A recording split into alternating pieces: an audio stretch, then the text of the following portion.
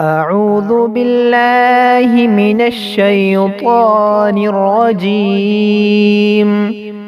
بسم الله الرحمن الرحيم.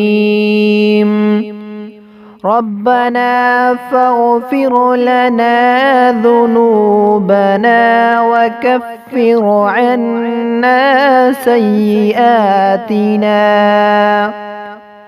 وتوفنا مع الأبرار.